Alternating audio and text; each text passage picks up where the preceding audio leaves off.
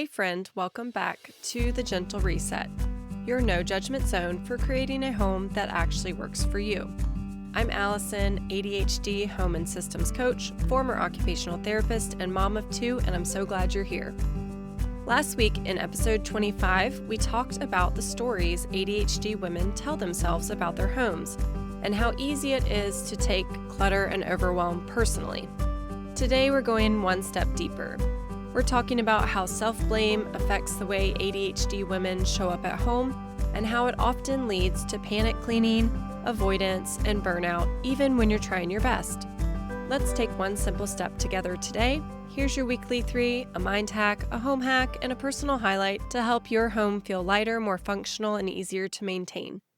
Today you'll hear why self-blame doesn't help you move forward, it just adds pressure.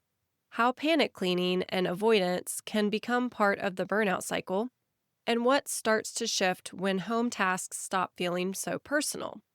And next week, we're talking about what changes the fastest during a room or closet makeover and why small focused transformations can create so much momentum. Make sure you're following so you don't miss it. Let's jump in. Here's the mindset shift I want you to hear today. Self-blame doesn't help ADHD women keep up at home. It usually makes everything feel heavier. Because when you're already overwhelmed, beating yourself up doesn't move things forward, it just adds pressure. And pressure may work for a moment. You may panic clean, you may push through, you may tell yourself, I have to get it together.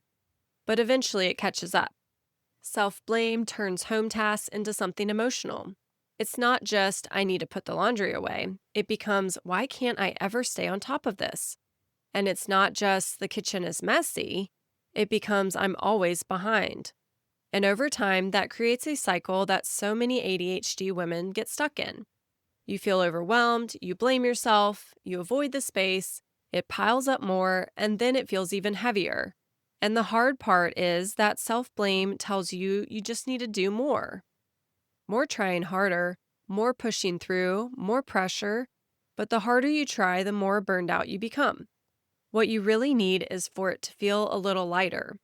Taking care of your home doesn't measure who you are, it's just daily life. And when you stop treating every messy moment like proof that you're failing, it becomes easier to take the next step. Not perfectly, not all at once, just in a gentler way with a little less pressure. So let's talk about what self-blame actually looks like at home, day to day, because it shows up in really specific ways. It's not always something you're aware of in the moment. Most of the time, it shows up in patterns. One of the biggest ones is panic cleaning. You know the thing, you're not cleaning consistently, so you're cleaning in emergencies. Maybe family is coming, so you start shoving things out of sight. Maybe you're already running late and can't find what you need. Maybe the clutter is everywhere and it just feels too loud to think, so you go into overdrive.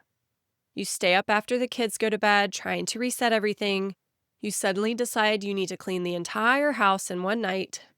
You push through exhaustion because it feels urgent. And for a moment, it feels like a relief. But then you crash.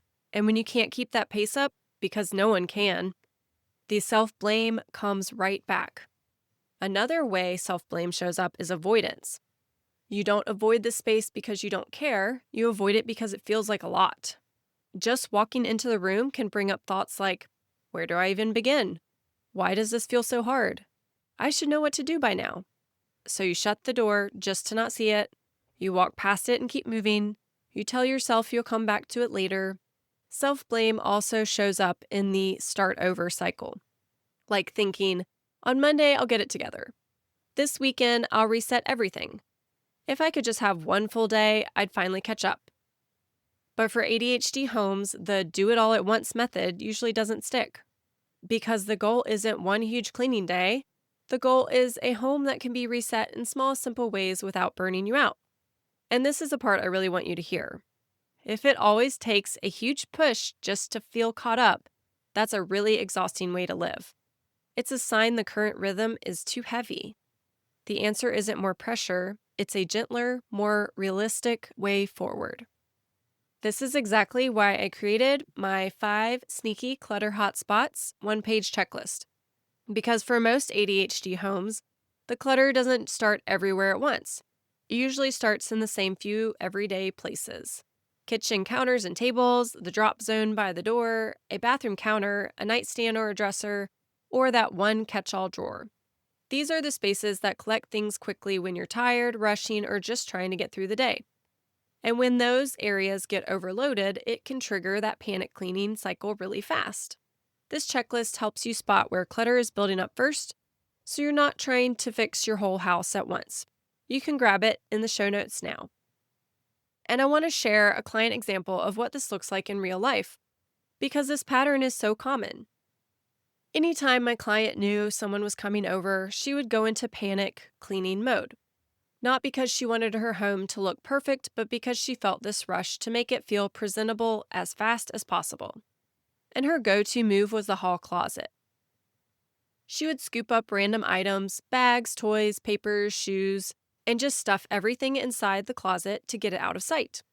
And over time, that closet became so overfilled that she actually felt nervous opening it. Things would fall down on her, she couldn't find what she needed, and it stopped functioning as storage and started functioning as a hiding place. She also noticed she was buying duplicates of things she already knew she had, because in the moment, it was easier to rebuy than to dig through the chaos and find it. And that's such a common ADHD experience. The panic cleaning gave her temporary relief, but it didn't solve anything. It just moved the clutter around. And afterward, those thoughts would creep back in. Why does this feel so hard? Why can't I stay on top of it? But she wasn't doing anything wrong. She was stuck in a pattern where cleaning only happened in urgent moments, and nothing ever really felt easy to maintain. She needed a space that actually worked day to day, not just when guests were coming. So we started small by focusing on that one closet, decluttering what didn't need to be there, making room for what she actually uses, and giving those everyday items a clear home. And that shift from hiding clutter to creating a space that's more functional is where real change starts. And if you've been stuck in that cycle of panic cleaning, avoidance, and feeling like you're always behind, I just want you to know that you're not alone. And you don't have to keep carrying it all in your head.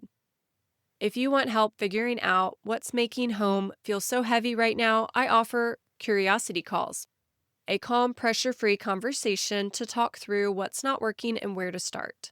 Sometimes just talking it through with someone can make the next step feel clearer. The link is in the show notes whenever you're ready. So here's what I want you to remember today. If your home only gets cleaned in panic mode, that's exhausting, and it doesn't mean you need to keep trying harder. It's a sign you need a gentler rhythm, one that actually feels doable and fits with your life. Well, that's it for today, friend. If this episode felt familiar, I want you to know you're not alone in this, and you don't have to figure it out by yourself. I'm always here to support you. Thank you for being here and listening. Remember, one small shift at a time creates momentum. You're doing better than you think, and I'm so proud of you. See you next week on The Gentle Reset for another weekly 3.